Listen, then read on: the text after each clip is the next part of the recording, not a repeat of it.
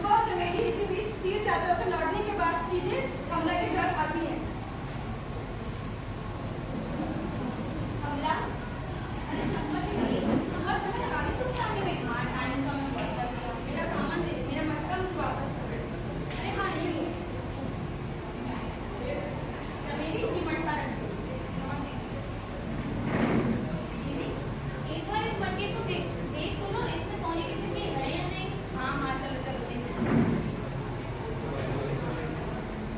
आज भैया उसमें तो मेरे एक भी सोने के सिक्के बात कर रही हो किसी? कहाँ से मेरे सोने के कमला के पास चलते हैं उसके पीछे आते हैं। कमला, अरे ओ कमला, कमला क्या हुआ है? तुम मुझसे क्यों हो? मेरा सामान कहाँ है इसमें से? कौन सा सामान? मेरे सोने के सिक्के। मैं तुम्हारे किसी सोने के सिक्के को नहीं जानती। मैंने तुम्हारी मटकी को हाथ भी नहीं लगाया। मेरे इसमें एक भी सोने के सिक्के नहीं है। नहीं नहीं, ऐसा नहीं हो सकता। ऐसे कैसे हो सकता है? इन दोनों की वार्तालाप चली रही थी, इतने में इनकी पड़ोसन आ गई। बिमला,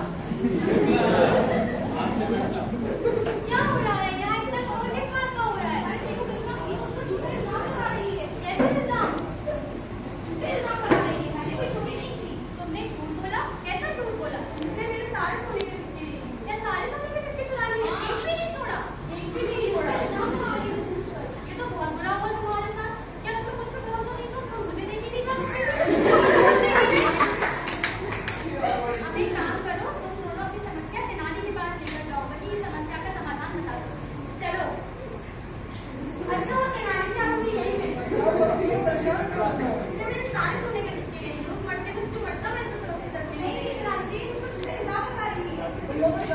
मुझे सब समझ में आ गया। मैं समझ गया कि तुम्हारे 100 सिक्के खोने में हैं। नहीं, 100 नहीं, 50 सिक्के थे। तुम्हें कैसे मालूम 50 सिक्के थे? कमला, मुझे माफ कर दो। मेरे मन में लालच आ गया था।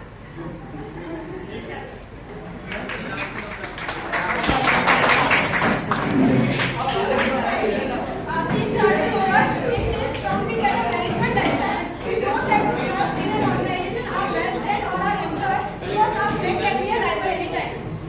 According to their needs. Now fourth scene.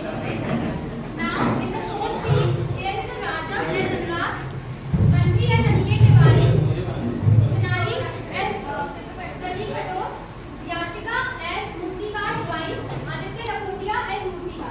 Kijan. Now the scene begins. Kijan.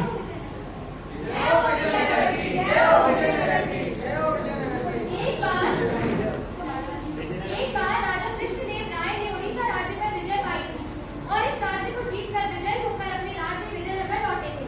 सारा राज्य तेजोमय था और लोग विजयी राजा का स्वागत करने उमड़ रहे थे।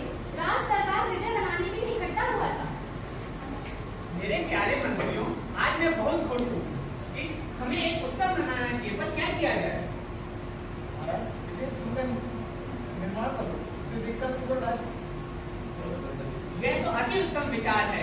तुरंत राज कलाकार को बुलवाकर विजय स्तंभ के निर्माण का कार्य शुरू किया जाए।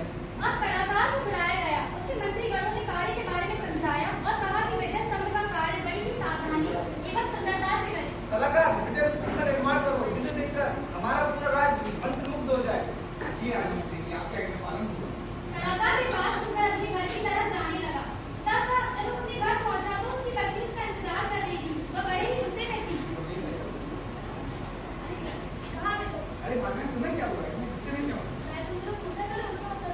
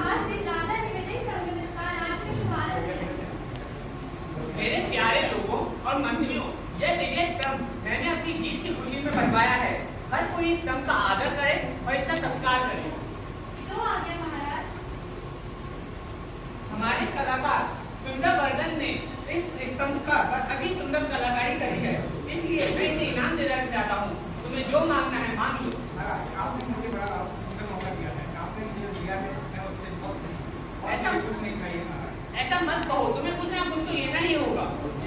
जैसे ही राजा ने कहा वैसे ही कलाकार ने राजा के सामने एक खाली पोटली रखी। ये क्या लेकर ये क्या लेकर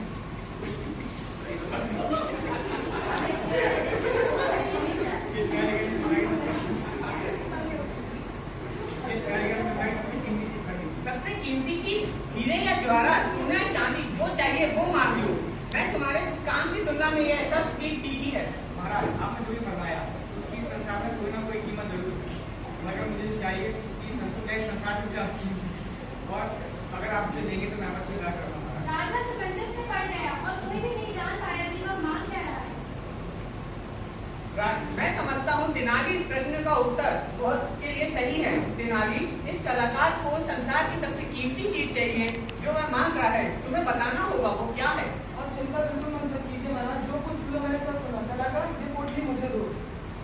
कलाकार ने पोटली उसे दी। तेनाली रामन ने खाली थैले का मुंह बंद किया और उसे कलाकार को वापस दे दिया। कलाकार सुनो, इस पोटली में संसार की सबसे कीमती चीज है जो तुमने मांगी थी, उसको स्वीकार करो। धन्यवाद। चलता हूँ। राजा सोचने लगा कि उसने उसे धन्यवाद क्यों कहा और चुपचाप वहां से खाली पोटली लेकर क्यों चला गया। तेनाली, जो कलाकार हीरे जवाहरात सोना चांदी के लिए मना कर रहा था, वह खाली थैली लेने के लिए कैसे मान गया। महाराज वह पोटली एकदम खाली नहीं थी, उसमें विजयनगर की शुद्ध और आदर्श हवा भरी हुई थी, जिसमें राजा कृष्ण राज किया करते थे। इसीलिए कलाकार ने सदा को सबसे कीमती चीज मान के स्वीकार किया। तेनाली, तुम्हारी अक्लमंदी का कोई जवाब नहीं। तुम्हें पाना विजयनगर के लिए बहुत खुशी की बात है। जी महाराज। तेनाली, लेकिन तुम्हें एक सजा दी जाएगी।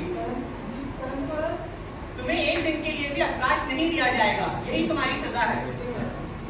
Now this is the ending of this scene. By the help of this we came to